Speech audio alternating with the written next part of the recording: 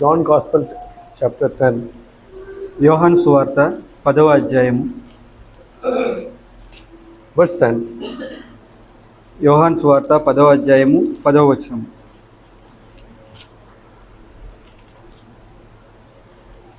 The thief came to steal and destroy, but I came that they may have a life and it abundantly. దొంగతనమును హత్యను నాశనమును చేయుటకు వచ్చును గాని మరి దేనికిని రాడు.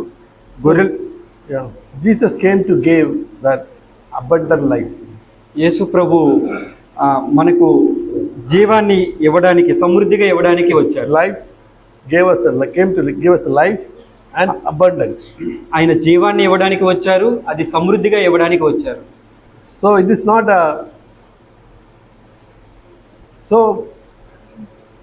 but how can I get that abundant life? కానీ ఏ విధంగా ఆ సమృద్ధి అయిన జీవాన్ని మనం తీసుకోగలము? But it's not easy to everyone can get the life, that abundant life. సమృద్ధి అయిన జీవాన్ని మనలో ప్రతి ఒక్కరూ పొందుకోవచ్చు, కానీ అది అంత సులభం కాదు. It's like now that everyone can become an engineer? Yes, everyone can become an engineer. అది ఎలా ఉంటుంది అంటే, ఎవరైనా ఇంజనీర్గా కాగలరా అంటే ప్రతి ఒక్కరూ ఇంజనీర్గా కాగలరు. If I ask everyone to say yes, everyone can become an engineer, is it? నేను ఇప్పుడు మీలో ఎవరినైనా మీరు ఇంజనీర్లు కాగలరా అని అంటే అవును అవగలము అని చెప్తారు కదా. If they work hard and study hard, they can become. ఎవరైతే బాగా కష్టపడి చదువుతారో పని చేస్తారో వారు ఖచ్చితంగా ఇంజనీర్ అవుతారు. And whatever is being said to study, and if they do it, they can become. ఏదైతే చదవాలని చెప్పబడిందో అది చదివితే ఖచ్చితంగా engineer కాగలరు. So we can also we can have this life. Whatever the Lord is telling us to do, if we do it, we can become. We can have the life. దేవుడు ఏదైతే చెప్పారో అది చేసినట్లయితే మనము కూడా సమృద్ధి అయిన జీవాన్ని పొందగలము. Yeah. So the same way in Matthew chapter 7 it says. అదే విధంగా మత్తయి సువార్త 7వ అధ్యాయంలో ఈ విధంగా చెప్పబడింది. This is the way that we can have that life. మత్తయి సువార్త 7వ అధ్యాయంలో ఈ విధంగా మనము జీవాన్ని పొందగలము అని చెప్పబడింది. There are two gates. రెండు ఉన్నాయి ఇక్కడ. It is that one is the wide gate, another one is the narrow gate. ఒకటి ఇరుకు మార్గము, రెండోది విశాలమైన మార్గము. In verse 14 it says the gate is small and the way is narrow that leads to life. ఇక్కడ 13, 14 వచనాలు కలిసి ఉన్నాయి. ఇరుకు ద్వారమున ప్రవేశించుడి, నాశనమునకు పోవు ద్వారము వెడల్పును, ఆ దారి విశాలమై ఉన్నది. So here that the gate is small, and it's narrow. Way is very narrow. ఇక్కడ ఇరుకు ద్వారమున ప్రవేశించుడి, అది చాలా ఇరుకుగా ఉంటుంది అని చెప్పారు. That narrow way leads to life. ఆ ఇరుకు మార్గము జీవానికి మార్గము. And there are few who find it. అతి కొద్ది మంది మాత్రమే ఆ మార్గాన్ని కనుగొనగలరు. You please read the words. It's not the few who enter it, but the few who find it. ఇక్కడ మనం జాగ్రత్తగా చూసినట్లయితే జీవమునకు పోవు ద్వారము ఇరుకును, ఆ దారి సంకుచితమై ఉన్నది, దాన్ని కనుగొనేవారు కొందరే. దాన్ని కనుక్కునేవారు కొందరే. If you don't find it, how do we enter it? మనం దాన్ని కనుక్కోలేకపోతే ఏ విధంగా దాంట్లోకి ప్రవేశించగలము? So even if only a few find it, how many will enter into that? అందులో కొంతమంది మాత్రమే కనుగొనగలరు అని అంటే ఎంతమంది అందులో ప్రవేశించగలరు? And even a few who enter in it, how many will finish and attain that life? ఎవరైతే ప్రవేశించారో కొద్ది మంది, వారు ఎంతమంది చివరి వరకు నిలవగలరు? When you see that is very few. అది మనం చూసినట్లయితే అతి కొద్ది మంది మాత్రమే అలా ఉండగలరు. So it is a narrow way. It's a narrow way. కాబట్టి అది ఒక ఇరుకు మార్గము, చాలా ఇరుకు మార్గము. So Jesus is telling this after telling Matthew 4, 5, 6 and 7. ఈ విషయాన్ని ఎప్పుడు చెప్తున్నారు అంటే యేసు ప్రభు మత్తయి సువార్త 4, 5, 6, 7 అధ్యాయాల్లో ఆయన చెప్పిన తర్వాత ఈ చెప్తున్నారు. So that if I want to have enter the narrow way, ఒకవేళ మనము ఈ ఇరుకు మార్గంలో ప్రవేశించాలి అని అనుకున్నట్లయితే, suppose for example, ఉదాహరణకు so this is as a narrow way is there. ఒక ఇరుకు మార్గం ఉంది. So this is a table. ఈ table It's not a table. This is a table. ఈ table Narrow is way is very narrow. ఆ ఇరుకు మార్గం అనేది చాలా ఇరుగ్గా ఉంది. You want to take it through that way. దాని గుండా మనం దీన్ని తీసుకువెళ్ళాలి. How do you take this table into that narrow way? For example, that how do you take it? ఈ ఇరుకు మార్గం ద్వారా ఈ టేబుల్ని మనం ఎలా తీసుకెళ్ళగలం? How do you? ఏ విధంగా తీసుకెళ్ళగలం? Not possible. ఆ బ్రదర్ చెప్తున్నారు. ఎస్. ఎలాగా కట్ చేసే ఇప్పుడు ఇదంతా డిసెంబర్ చేయొచ్చు. ఓకే, మీరు చెప్పేది కరెక్టే. సహోదరుడు చెప్పేది కరెక్టే. కట్ చేసి తీసుకెళ్ళొచ్చు. కట్ చేసి పాడైపోతాయి కదా, బ్రేక్ చేసి తీసుకెళ్ళొచ్చు. సో డిసెంబర్ అసెంబ్లీ చేస్తాం అనుకోండి, చిన్న బాక్సులు వచ్చేస్తుంది. This will get into the small box. ఇంత పెద్ద టేబుల్ అయినప్పటికీ దీన్ని స్క్రూలు అవి తీసేసి డిసెంబుల్ చేస్తే దాన్ని తీసుకెళ్ళవచ్చు. So we can get inside. దాన్ని అలాగా లోనికి తీసుకురావచ్చు. Without, so as it is we can't take it in. ఇది ఎలా ఉందో అదే విధంగా దాన్ని ఆ ఇరుకు మార్గంలో తీసుకెళ్ళాం కదా. That is to make it into small pieces. దీన్ని చిన్న చిన్న ముక్కలుగా చేసి తీసుకెళ్ళగలం. It is the same principle here. Romans chapter 12 verse 1. ఇక్కడ రోమా పత్రిక 12:1 అధ్యాయంలో 1వ వచనంలో, రోమా పత్రిక 12వ అధ్యాయము 1వ వచనంలో అదే ప్రిన్సిపల్ ఉంది. 12:1. I urge you, brethren, verse 1, present your body as a living sacrifice acceptable to God, which is a spiritual life. కాబట్టి సహోదరులారా, పరిశుద్ధమును దేవునికి అనుకూలమునైన సజీవ యాగముగా మీ శరీరములు ఆయనకు సమర్పించుకునుడని దేవుని వాత్సల్యమును బట్టి మిమ్మల్ని బ్రతిమలాడుకొనుచున్నాను. So as it is that present our body as a living sacrifice, ఇక్కడ చెప్పబడినట్లుగా మీ యొక్క శరీరాల్ని సజీవ యాగముగా సమర్పించండి. So it is not a comfortable life. అది సౌకర్యవంతంగా ఉండే జీవనం కాదు. We can practically see it in Matthew chapter 5. మనం దాన్ని అభ్యాసాత్మకంగా మత్తయి సువార్త 5వ అధ్యాయంలో చూడవచ్చు. మత్తయి సువార్త 5వ అధ్యాయం 5 verse 21 and 22. 21, 22వ వచనంలో మనం చూడవచ్చు. నరహత్య చేయవద్దు, నరహత్య చేయువాడు విమర్శకు లోనగునని పూర్వీకులతో చెప్పబడిన మాట మీరు విన్నారు కదా. నేను మీతో చెప్పున్నదేమనగా, తన సహోదరుని మీద కోపపడు ప్రతివాడు విమర్శకు లోనగును. తన సహోదరుని చూచి వ్యర్థుడా అని చెప్పువాడు మహాసభకు లోనగును. ద్రోహి అని చెప్పువాడు నరకాగ్నికి లోనగును. So what is here says? ఇక్కడ ఏం చెప్పబడింది?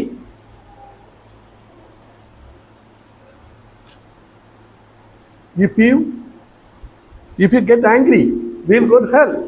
మీరు కోపపడితే మీరు నరకానికి వెళ్తారు అని రాయబడింది.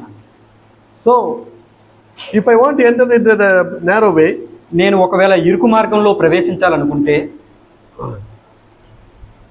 that I have to give my tongue as a sacrifice. నా యొక్క నాలుకని సజీవ యాగముగా బలిగా నేను దేవునికి అర్పించాలి. That means I cut my tongue, as brother was said, cut it into pieces. Then if I cut my tongue, then I can enter into the narrow way. సహోదరుడు చెప్పినట్లుగా నా యొక్క నాలుకని కట్ చేసి నేను బలిపీఠం మీద పెట్టి అప్పుడు ఇరుకు మార్గంలో ప్రవేశించగలను. And it is better to enter into life than with the tongue to be in hell. నాలుకని కలిగి ఉండి నరకంలో ఉండుట కంటే నాలుక లేకుండా జీవ మార్గంలో ఉండటం మేలు కదా.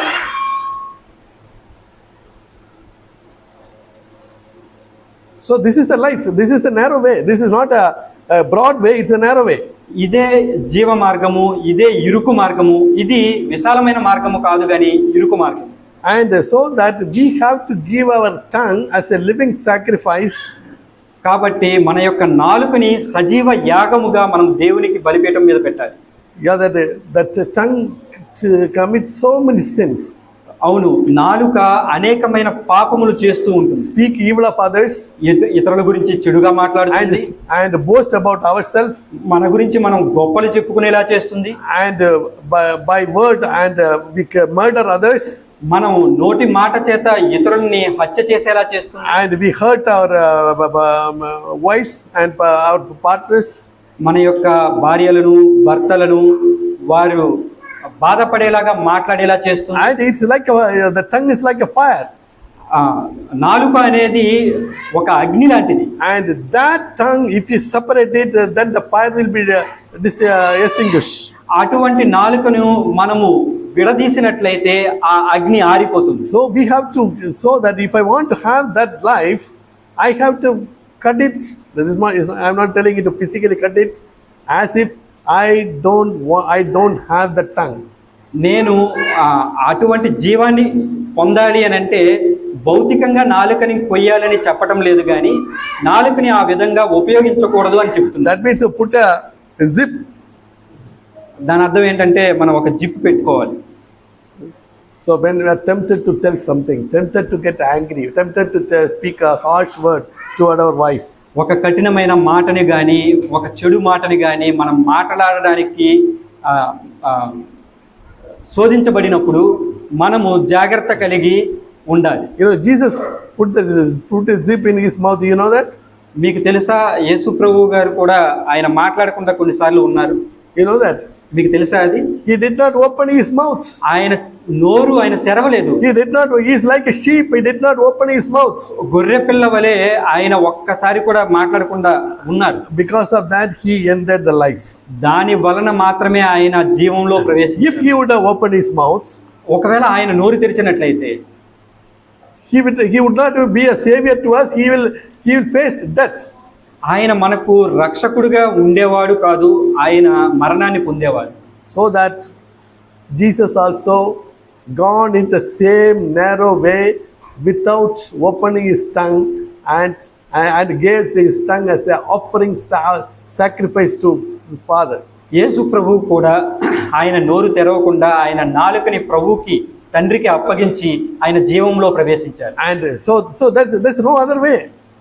వేరే మార్గమే లేదు. So if I want to have that enter into the life, I have to put this tongue as offering, as a living sacrifice.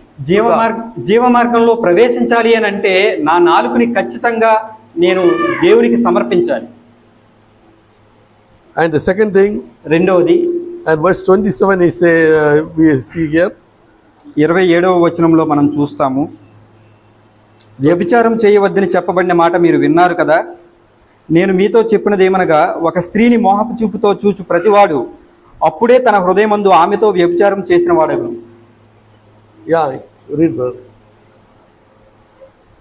నీ కుడి కన్ను నిన్ను అభ్యంతరపరిచిన ఎడల దాన్ని పెరికి నీ యొద్ద నుండి పారవేయము. నీ దేహమంతయు నరకములో పడవేయబడకుండా నీ అవయవంలో ఒకటి నశించుట నీకు ప్రయోజనకరము కదా. So the tongue will lead us into, the tongue can lead us either to life or hell. కాబట్టి నాలుక అనేది మనల్ని జీవంలోనికైనా తీసుకువెళ్తుంది, లేదంటే నరకాగ్నిలోనికైనా మనల్ని తీసుకు. There are two sins said in that New Testament leads to sin. One is sexual sin and anger. రెండు పాపాలు క్రొత్త నిబంధనలో చెప్పబడ్డాయి. ఒకటి లైంగికపరమైన పాపము, రెండోది కోపము. ఈ రెండు పాపాలు కొత్త నిబంధనలో నరకానికి తీసుకువెళ్తాయని చెప్పబడింది. And here we see that sexual sin. ఇక్కడ మనం చూస్తున్నాము లైంగికపరమైన పాపము. If you lust with at a woman, ఒకవేళ స్త్రీని మోహపు చూపుతో చూసినట్లయితే you committed adultery. వ్యభిచారం చేసిన దాంతో సమానం. So if you want to enter that narrow way, ఒకవేళ మనం ఇరుకు మార్గంలో వెళ్ళాలి అనుకుంటే, do you want to enter in that narrow way? Do you want to enter you want to have the life? మీరు ఇరుకు మార్గంలో వెళ్ళాలనుకుంటున్నారా, జీవ మార్గంలో ప్రవేశించాలని అనుకుంటున్నారా? You have to cut it into pieces. అప్పుడు మీరు దాన్ని ముక్కలుగా దాన్ని చేయాలి. Cut your eye. మీ కంటిని ముక్కలుగా చేయాలి. Pluck your eye.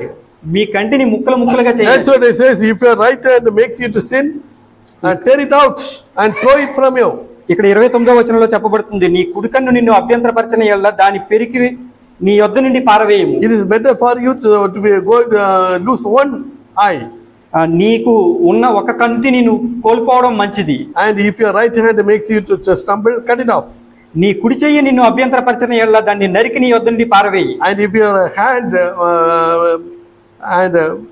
it is better to go enter the life with one hand than that with the two hands into hell. నీ దేహమంతయు నరకములో పడకుండా నీ అవయవముల్లో ఒకటి నశించుట నీకు ప్రయోజనకరం కదా. Yeah. So we have to cut it into pieces. As we said that if I want to enter, it's a narrow way. We cannot go as comfortably. No, we have to be a sacrifice. Put it into pieces. మనం ఇరుకు మార్గంలో ప్రవేశించాలి అని అంటే ఎలా ఉన్నామో అలా వెళ్ళటానికి అది కుదరదు. దాన్ని ముక్కలు ముక్కలుగా చేసుకుని మనం విరిగి వెళ్ళాలి. It's a painful. అది ఒక బాధాకరమైన పరిస్థితి. అది బాధాకరమైనది. Yeah, but in the end, there's a joy. కానీ అంతమున ఆఖరున అది సంతోషాన్ని ఇస్తుంది. That's why Jesus said, it says in Hebrew, look unto Jesus, the author and finisher of faith. కాబట్టి హెబ్రీ పత్రికలో ఈ విధంగా చెప్పబడింది, విశ్వాసమునకు కర్త దాన్ని కొనసాగించువాడైన యేసు వైపు చూచుచూ పరిగెత్తాలి అని. We see in Hebrews chapter 12. హెబ్రీలకు రాయబడిన పత్రిక 12వ అధ్యాయము. He also offered his body as a living sacrifice. యేసు ప్రభువు కూడా సజీవ యాగముగా తన యొక్క శరీరాన్ని సమర్పించారు. And considering that the joy which is set before him. తన ఎదుట ఉంచబడిన పరుగు పందెములో సంతోషంగా ఆయన పరిగెత్తారు. So we see it in Hebrews chapter 12. హెబ్రీలకు రాయబడిన పత్రిక 12వ అధ్యాయము verse 1 and 2. 1-2 వచనములు నేను చదువుతాను. ఎంత గొప్ప సాక్షి సమూహము మేఘము వలె మనల్ని ఆవరించి ఉన్నందున మనము కూడా ప్రతి భారమును సులువుగా చిక్కులబెట్టు పాపమును విడిచిపెట్టి విశ్వాసమునకు కర్తయు దాన్ని కొనసాగించువాడునైన యేసు వైపు చూచుచు మన ఎదుట ఉంచబడిన పందెములో ఓపికతో పరిగెత్తదము. The joy set before him. మన ఎదుట ఉంచబడిన పందెములో ఓపికతో పరిగెత్తడం. There's a joy set before him. తన ఎదుట ఉంచబడిన ఆనందము కొరకై అవమానమును నిర్లక్ష్యపెట్టి. So if I want to enter that joy, ఆ ఆనందంలో మనం ప్రవేశించాలని, I think before joy what is there? ఆ ఆనందానికి ముందు ఏముంది? It's a pain. అక్కడ అవమానము బాధ ఉంది. No, when we can taste that joy only when we go through the pain. మనము ఆ ఆనందాన్ని రుచి చూడగలము ఎప్పుడు అని అంటే ఆ బాధ గుండా వెళ్ళినప్పుడు మాత్రమే. So for example, ఉదాహరణకు this room is very pleasant. ఈ గది చాలా ప్రశాంతంగా బాగుంది. Is it a pleasant? బాగుంది కదా. We say this is a pleasant when we walk through 100 meters, the hot sun, when you come here, yeah, then I say that it's a pleasant.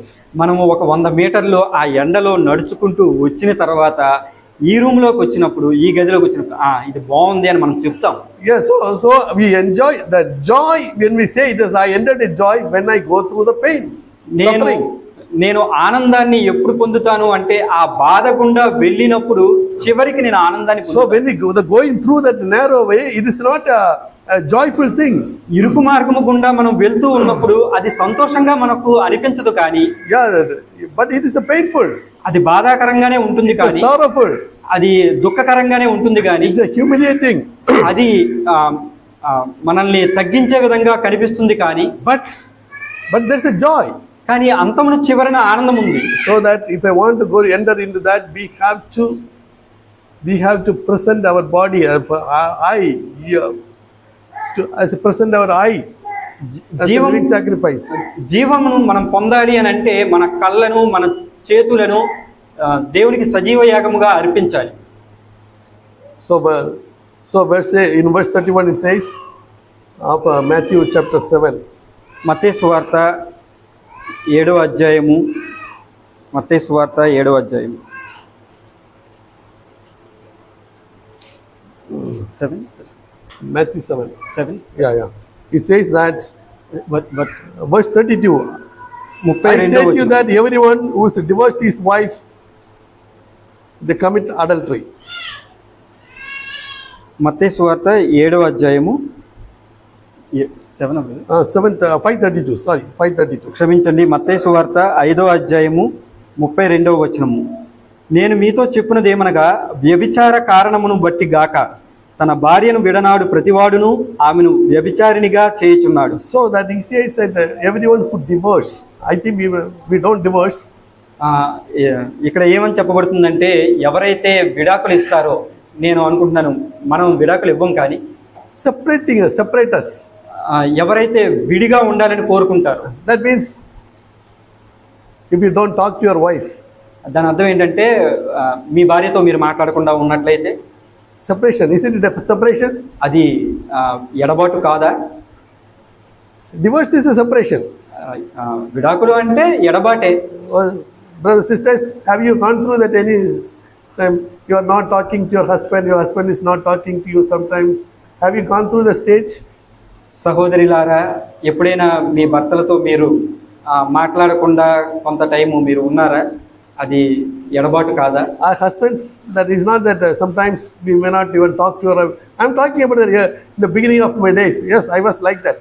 I'm not saying that I also did in my beginning of days. Okay, today my wife did not talk to me, I also don't talk. I was like that.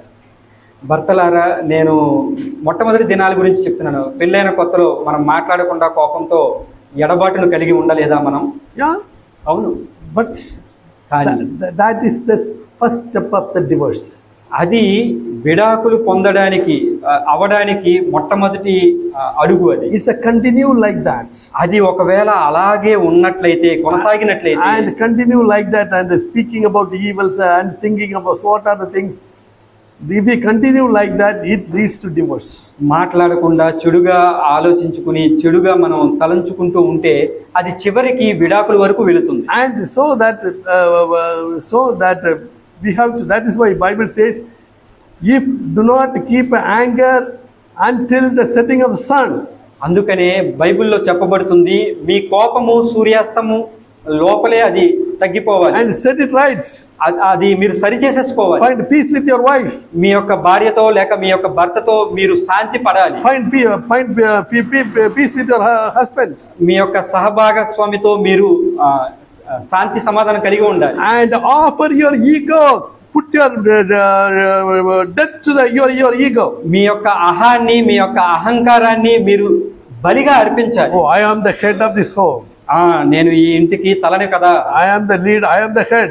నేను తలని ఈ ఇంటికి. Put to death that head. ఆ తలని మీరు బలిగా అర్పించండి. Put to death the head. దాన్ని మరణానికి అప్పచెప్పండి. It is better to go to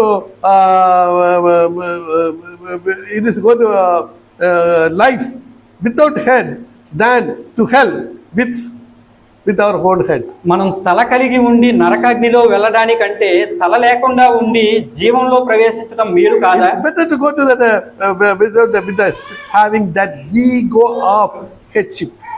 మన యొక్క అహాన్ని, అహంకారాన్ని మనం పక్కన పెట్టాలి. And I am a head of this. I am earning member. నేను సంపాదిస్తున్నాను, నేను ఇంటికి తలను, ఈ ఇంటికి నేనే తలను అనే అహంకారంతో ఉండకూడదు. I am a earning member. నేను సంపాదిస్తున్నాను కదా అనే అహంకారం ఉండకూడదు. And today the culture is getting changed. అది ఈ రోజుల్లో ఆ యొక్క అలవాటు అనేది మారుతూ ఉంది. And nowadays that even the sisters also earning. ఈ రోజుల్లో సహోదరులు కూడా సంపాదిస్తున్నారు. And they also come to think, okay, I am a earning member. I am somebody. అప్పుడు సహోదరులు ఏమనుకుంటున్నారంటే, నేను సంపాదిస్తున్నాను కదా, I am also equal with you. నేను కూడా నీతో సమానమే. I am also educated like you. నేను కూడా నీతో పాటు చదువుకున్న దాన్నే. Once upon a time that sisters study less and because they don't entertain, their parents won't entertain to get in a job. ఒకనొక సమయంలో పాతకాలంలో సహోదరులు చదువుకునే అవకాశం తక్కువగా ఉండేది, వారు ఉద్యోగాలు చేసే అవకాశం చాలా తక్కువగా ఉండేది. Nowadays not like that. ఈ రోజుల్లో ఆ విధంగా లేదు. All are given education. ఇప్పుడు అందరికీ విద్య అందుతూ ఉంది. And sisters also getting a good job. సహోదరులకు కూడా మంచి మంచి ఉద్యోగాలు వస్తున్నాయి. And what they slowly tempted to be like I am also equal. ఇప్పుడు శోధన ఏమిటి అంటే, నేను కూడా నీతో సమానమే అనే భర్తతో వాదించే విధంగా ఉంది. Yeah. sad to say that many of this nowadays that divorce is increased because of that headship. ఈ విధంగా సహోదరులు భావించడం వల్ల ఈ రోజుల్లో అనేక మంది విడాకులు తీసుకుంటూ ఉన్నారు. I am also equal. నేను కూడా సమానమే. And I am also earning. నేను కూడా సంపాదిస్తున్నాను. And whatever I said, it should be accepted. నేను ఏదే జరగాలని కోరుకుంటున్నానో అది జరగాలి అని అనుకుంటున్నాను. And be a headship. Take it. Be a head. They want to be a head. సహోదరులు కూడా నేను తలగా ఉండాలని కోరుకుంటున్నారు. And when they want to be a head and they don't humble themselves, there's a separation. ఎప్పుడైతే వారు అలా కోరుకుంటారో వారు తగ్గించుకోరో అప్పుడు విభజన వస్తుంది. And when the separation comes, that leads to ఎప్పుడైతే ఎడబాటు విభజన వస్తుందో ఏం జరుగుతుంది? divorce. విడాకులు వస్తాయి. So dear brothers and sisters, that let us not have any ego. Spirit of ego is a spirit of hell. Let not the spirit of ego be in us and put to that ego to death, and so that we can enter into that narrow way. సహోదరులారా, అహంకారము అనే ఆ భావనని మనలో రాకుండా మనం చూసుకోవాలి. అది మనం కలిగి ఉండకూడదు. దాన్ని మరణానికి మనం అప్పచెప్పాలి. Yeah, that we can take that entire verse like that. Verse 37 it says, let your statement yes be yes and no be no, and beyond that is evil. మనము ఇంకా అలా చదువుకుంటూ వెళ్ళినప్పుడు 37వ వచనంలో ఉంటుంది, మీ మాట అవునంటే అవును, కాదంటే కాదు అని ఉండవలను, వీటికి మించినది దుష్టు నుండి పుట్టునది. Yeah, let the words be very simple. మన మాటలు చాలా సామాన్యంగా ఉండాలి. And let your yes be yes. అవునంటే అవునని ఉండాలి. No be no. కాదంటే కాదని ఉండాలి. Beyond that is evil. దాన్ని మించి పుట్టేది అది దుష్టు నుంచే పుడుతుంది. If somebody asks something, ఒకవేళ ఎవరైనా ఏదైనా అడిగినట్లయితే, did you do that? సహోదరుడా మీరు అది చేశారా? Yeah, that brother told me. అవును, ఆ సహోదరుడు చెప్పాడు. Yeah, because of this situation, I did it. పరిస్థితి అలా ఉంది కాబట్టి నేను అది చేశాను. So that means justifying that we are adding something. అది ఏమిటి అని అంటే మనల్ని మనం సమర్థించుకోవడం, మనం ఏదో కలపడం దానికి. So don't justify yourself. నిన్ను నీవు సమర్థించుకోవద్దు. And let your yes be yes. అవునంటే అవును. Did you do it? నువ్వు చేసావా? Yes. అవును. Did you do no? Say no. నువ్వు చేయలేదా? చేయలేదు. And because like that, because when you add something else, because many because, then that leads to sin. నేను ఎందుకంటే ఎలాగంటే అందుకోసము అలా మనం సమర్థించుకుంటూ వెళ్తే అది పాపానికి దారితీస్తుంది. Yeah, so that it's very simple. The Lord, but we tempted to add something else. అది చాలా సామాన్యంగా ఉంటుంది సమాధానం. కానీ మనం ఏ విధంగా శోధించబడతామంటే దానికి ఏదో ఒకటి కలపడానికి శోధించబడుతూ ఉంటాం. We saw it about Saul. మనం అది సౌలు రాజు విషయంలో మనం అది చూసాం.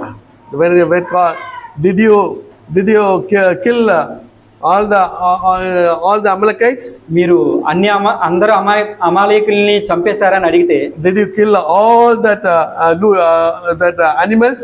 అన్ని పశువుల్ని చంపేశావా అని సౌలు రాజుని అడిగితే, and he said, అతను ఏం చెప్పారు? because to offer the sacrifice to God, we spared all the things. ఈ పశువులన్నిటిని దేవునికి అర్పించడం కోసం నేను చంపకుండా ఉంచానని చెప్పాడు. He should have said that yes, I did not kill. అవును, నేను చంపలేదు అని చెప్పాలి సమాధానం. Because of his people. ఈ ప్రజల నిమిత్తము నేను అలా చేశానని చెప్పాడు. And his word supposed to be no, I did not kill. ఆయన మాట ఏముండాలి? లేదు, నేను చంపలేదని చెప్పాలి సమాధానం. But he instead of that he added so many things. దానికి బదులుగా అతడు ఏవేవో కలుపుతూ వచ్చాడు తన మాటలకు. And that is the evil. అది ఖచ్చితంగా దుష్టుని నుంచి వచ్చేది. And we also have the same when Nathan came and told Peter that David, you are the person who committed that sin. నాతాను ప్రవక్త దావీదు యొద్దకు వచ్చి నీవే పాపం చేశావు అని చెప్పినప్పుడు, and he said, yes, I committed. అప్పుడు దావీదు రాజు చెప్పాడు, అవును నేనే చేశాను ఆ పాపం అని చెప్పాడు. He did not say that, oh, because of but the woman, the Bathsheba came there when I was standing.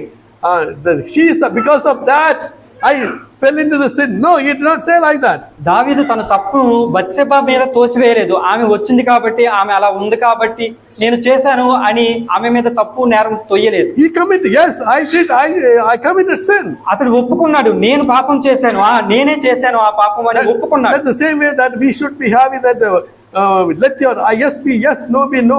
Beyond that, anything is evil. అదే విధంగా మనం కూడా మనం అవునంటే అవును, కాదంటే కాదు అని ఉండాలి, కానీ వేరే విధంగా చెప్పకూడదు. So because of that we can save from many sins, which we can be saved from many sins which we never intended to, and we can be saved many sins like that. ఆ విధంగా మనం ఉన్నట్లయితే అనేక పాపాల బారిన పడకుండా మనం రక్షించబడతాం.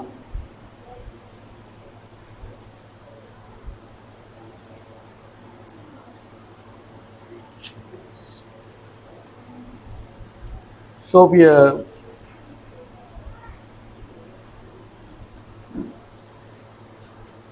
there is another thing that మరొక విషయం మనం ఇక్కడ చూద్దాం. verse 24, verse 23 and 24. ఏ అధ్యాయం? 5. That's 5. 5వ అధ్యాయము 23, 24వ వచనములు. మత్తయి సువార్త 5వ అధ్యాయము 23, 24. కావున నీవు బలిపీఠం వద్ద అర్పం నర్పించుండగా నీ మీద నీ సహోదరునికి విరోధం ఏమైనను కలదని అక్కడ నీకు జ్ఞాపకం వచ్చిన ఎడల అక్కడ బలిపీఠం ఎదుటనే నీ అర్పణం విడిచిపెట్టి మొదట వెళ్ళి నీ సహోదరునితో సమాధానపడము, అటు తర్వాత వచ్చి నీ అర్పణము అర్పింపుము. Yeah, here it says, this is talking about the fellowship. ఇక్కడ చెప్పబడుతుంది, సహవాసం గురించి చెప్పబడుతుంది. So if you want to enter into the narrow way, ఇరుకు మార్గంలో మీరు ప్రవేశించాలి అని అనుకుంటే there should be a fellowship between that one another. ఒకరితో ఒకరు మీరు సహవాసం కలిగి ఉండాలి. There should not be any hatred. ఎటువంటి ద్వేషము ఉండకూడదు. We should not have anything against any brother in the church. సంఘములో ఏ సహోదరుడికి వ్యతిరేకంగా ఎటువంటి చేదు ఉండకూడదు. We should not have anything against any sisters in the church.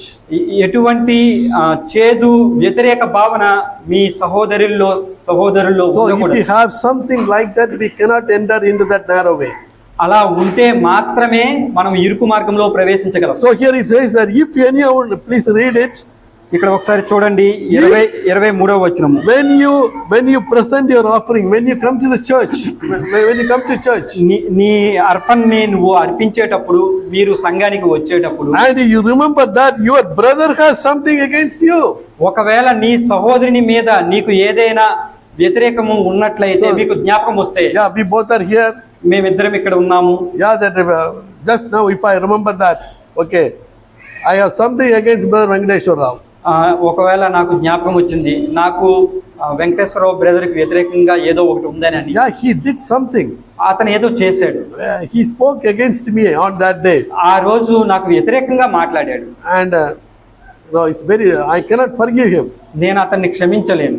When you come here, ఇక్కడికి వచ్చినప్పుడు, when you present the offering, when I come and to share here God's word today, ఈ రోజు నేను వాక్యము పంచుకుంటున్నట్టుగా వచ్చినప్పుడు, the Lord remembers that the thing what is your brother has something against me. This brother has something against me. అప్పుడు ప్రభు నాకు చెప్తారు, ఈ సహోదరుడికి వ్యతిరేకంగా నాకు జ్ఞాపకం వచ్చిన దాన్ని. So it's not that I have something against you, the brother Venkateshwar has something against you. నాకు ఆయనకు వ్యతిరేకంగా లేదు, కానీ సహోదరుడికి వ్యతిరేకంగా నాకుంది. So that's not my problem. అది నా సమస్య కాదు. Because he says that ఇక్కడ చెప్పబడుతుంది, and if your brother has something against you, ఒకవేళ మీ సహోదరుడు మీకు వ్యతిరేకంగా ఉన్నట్లయితే, he is not talking to me today. ఈ రోజు నాతో ఆయన మాట్లాడతలేదు. Oh, every day he comes and is joyful, happy and give a handshake to me. ప్రతిరోజు నా దగ్గరికి వస్తారు, కరచాలనం చేస్తారు, చెప్తా ఉంటారు. And today he is not giving any handshake. He just his face is little there's a change in his face. ఈ రోజు ఏం మాట్లాడతలేదు, ఆయన ముఖం కొంచెం మారింది, అసలు ఏం మాట్లాడటలేదు. What shall I do? ఏం చేయాలి? That is up to him. I have nothing against him. Okay, I just I come and give you a message. అదే అతనిది, నాకేం పర్వాలేదు, నాకు బాగానే ఉంది, నేను మెసేజ్ చెప్పేస్తాను అనుకోకూడదు. Here said, if you have something against the brother, make quickly with your opponent. It says, leave your offering, verse 24, in the altar and go first and reconcile to your brother. ఇక్కడ చెప్పబడుతుంది, అక్కడ బలిపీఠం ఎదుటనే నీ అర్పణాన్ని విడిచిపెట్టి మొదట వెళ్ళి నీ సహోదరునితో సమాధానపడుము. And reconcile with your brother.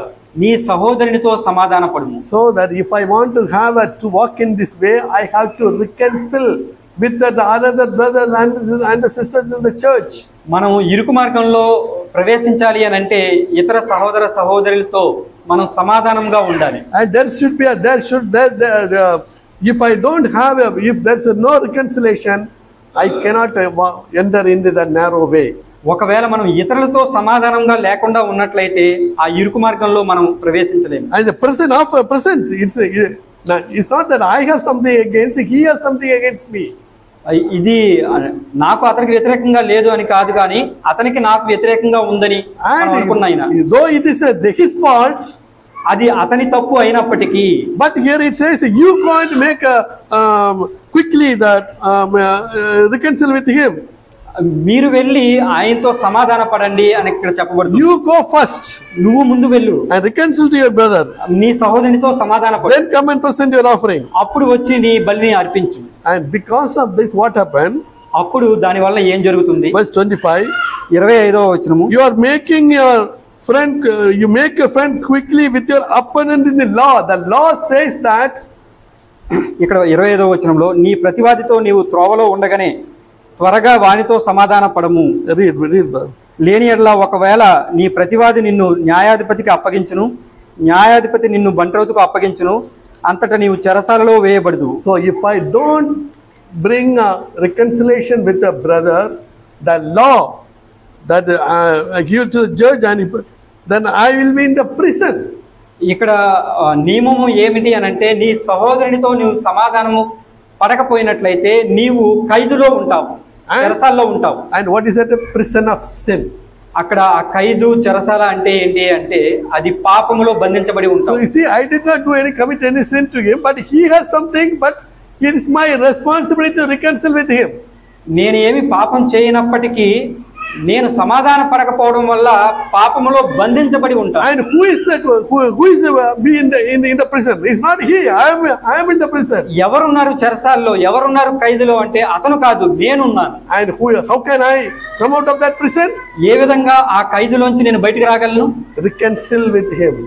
అతనితో సమాధాన పడడం ద్వారా నేను బయటికి రాగలను. Dear brothers and sisters, that we should reconcile to each and every brother in the church. And every sisters in the church. ప్రియమైన సహోదరి సహోదరులారా, సంఘములో ఉన్న ప్రతి సహోదరుడు సహోదరునితో మనం సమాధానం కలిగి ఉండాలి. If you hurt a brother, go and say sorry and reconcile with the brother. ఒక సహోదరుని మీరు బాధ పెట్టినట్లయితే ఆ సహోదరునికి క్షమాపణ చెప్పి మీరు సమాధాన పడండి. Reconcile with them. వారితో సమాధాన పడండి. And so that we will be free from the chains of Satan. సాతాను యొక్క బంధకము నుంచి ఆ సమాధాన పడడం ద్వారా మనం బయటికి రావాలి. And we'll be a free person. మనము స్వేచ్ఛగా ఉండగలం. Jesus came to set us free.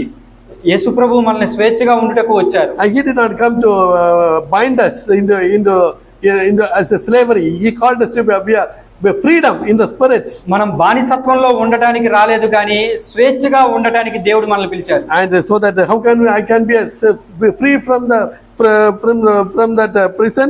ఏ విధంగా ఆ చెరసాల నుంచి నేను బయటికి రాగలను? How can I free from sin? పాపం నుంచి ఏ విధంగా నేను బయటికి రాగలను? I reconcile with the brother, everyone. I reconcile with everyone. ప్రతి ఒక్కరితో నేను సమాధాన పడటం ద్వారా నేను బయటికి రాగలను. And I can be that Satan have no power over me. అప్పుడు సాతానుకి నా మీద ఎటువంటి అధికారము ఉండదు.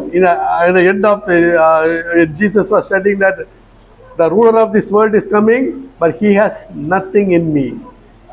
యేసు ప్రభు వారు తన జీవిత చివరిలో చెప్పిన మాట ఏమిటి అంటే, ఇదిగో ఈ లోకాధికారి వస్తున్నాడు, అతడు నాలో ఏమీ కనుగొనలేడు. He has nothing in me. అతనికి నాలో ఏమీ లేదు, దొరికేది లేదు అని చెప్పారు. his chain is not in me. అతని యొక్క సంకెళ్ళు నాలో లేవు అని And చెప్పాడు. I'm a free and I'm a free person. నేను స్వేచ్ఛగా ఉన్నాను అని చెప్పారు. Because ఎందుకంటే because he reconciled everyone.